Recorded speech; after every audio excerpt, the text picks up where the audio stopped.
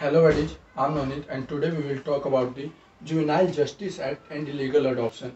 So firstly we will talk about that why in news. Then we will talk about the main provisions of the Juvenile Justice Act and why the illegal adoption happened and what are the main provisions and what are the main NGOs which are working in the field of illegal adoption or for the child care institution. So let's talk. There is a National Commission for Protection of Child Rights.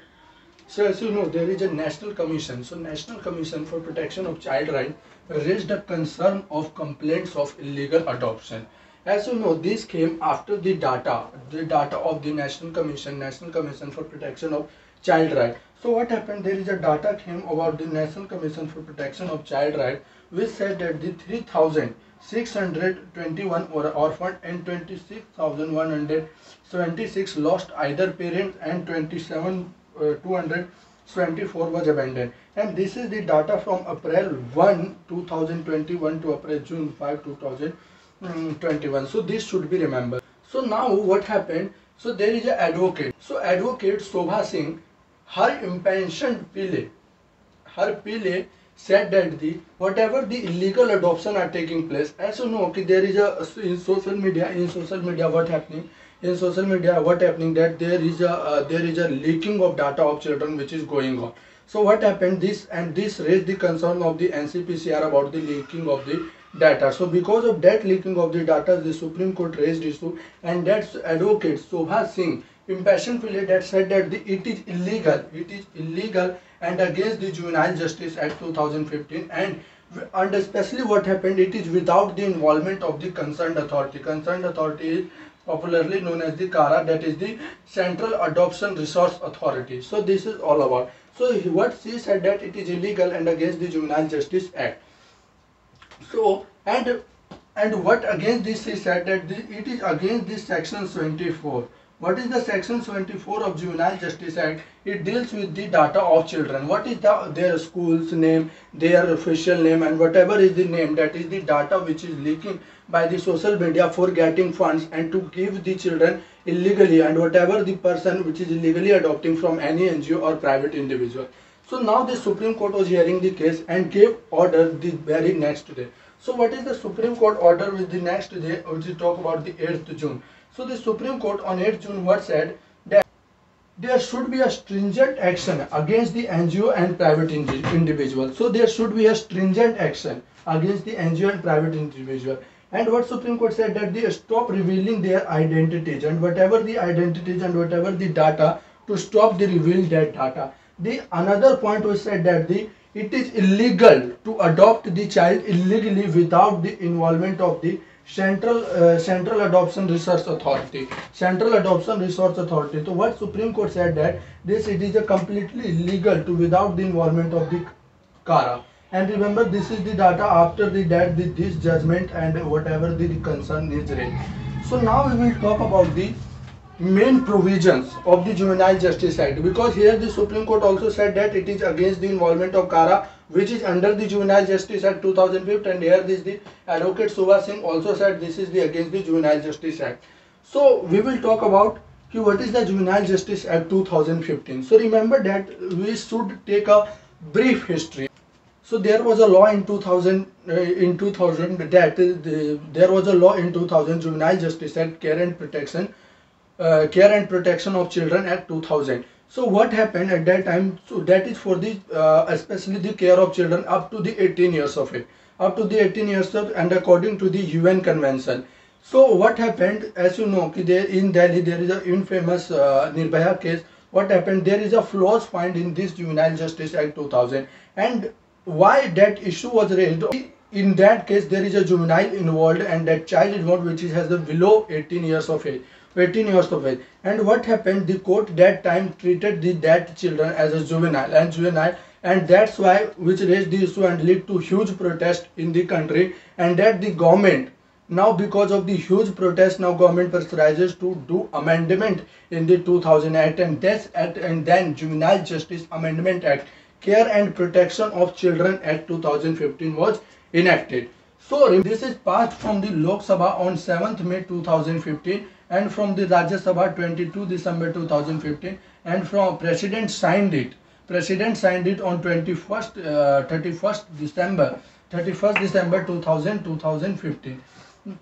So let's talk about the main provisions of the Juvenile Justice Act: care and protection of children Act 2015. So what is the first provision, which is the most important provision, is that it changes the nomenclature of juvenile. So it changes the nomenclature to juvenile to child. It converted the nomenclature of juvenile to child and child in conflict with law. So child in conflict with law. So it converted. Why the juvenile to child? Because there is some negative connotation and it is seems like adult, and that's why it's converted to the juvenile to child. Second, it lowered the age to 16. What happened? It changes the age of children to 16. Although 16 to 18 is there, no doubt, but that 16 to 18, if did some serious and heinous crime, that we should treat that children adult life. We should treat that children which do the heinous crime and serious crime which raised in the Nirbhaya case, and we do something like that, then it changed to say, and that 16 to 18 years of child should be treated like adult. So this is the another provision. Now there is a clear definition of orphaned, abandoned and the surrendered children. So basically, what is the orphaned and abandoned and surrendered children? This is basically that when everyone left their children, that become the orphan. Abandoned is similar, so there is a more or less similar provision.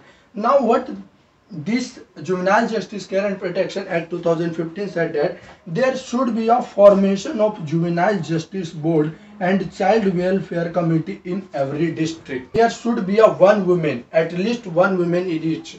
Both is the Juvenile Justice Board and the Child Welfare Committee.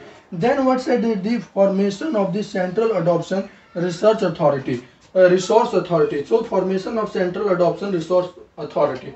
So what this formation of Central Adoption Research Authority said, that what this is an autonomous and statutory body. Remember this, or autonomous and statutory body. This authority is responsible for the adoption of children.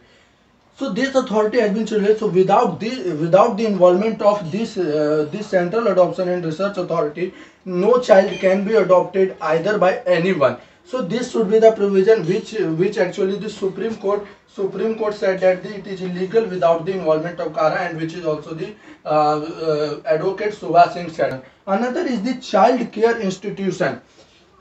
Now obviously there are some NGOs or even the private individual with the help of some people, and maybe child care institution, that whatever the child care institution in the country should be registered with the government within 6 months. So remember this.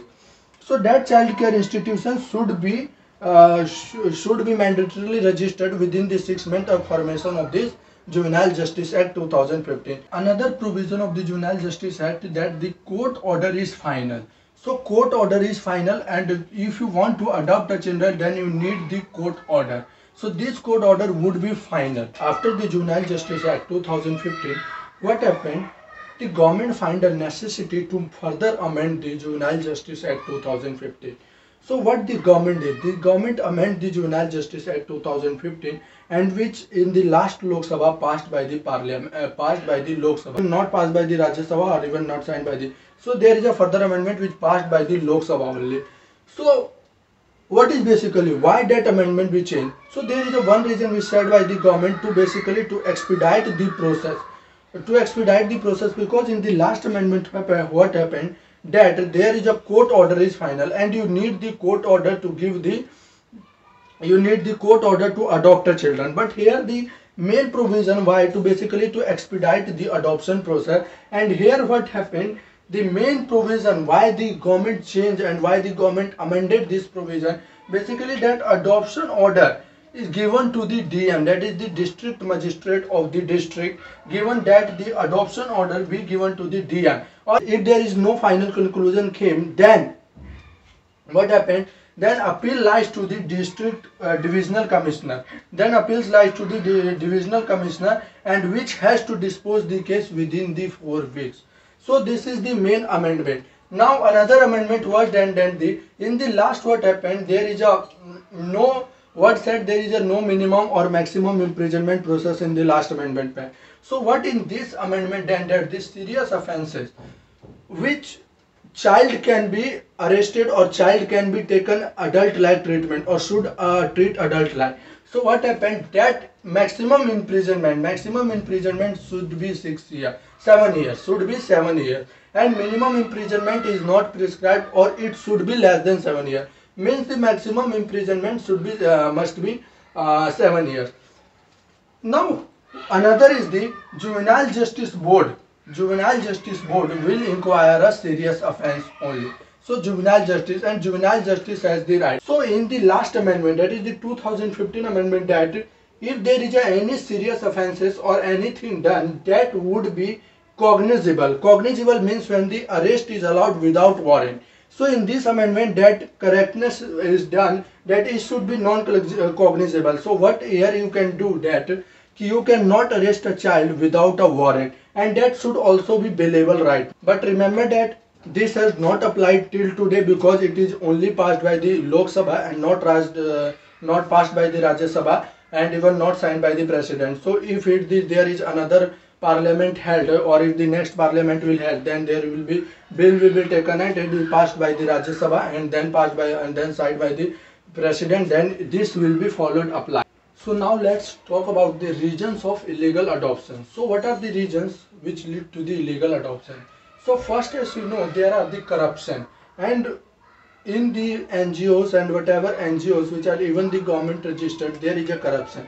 And there are some NGO which is not the government registered, like child care institution, and they are taking funds in the name of, and they sometimes illegally adopt, and even they get fund offered in the debt.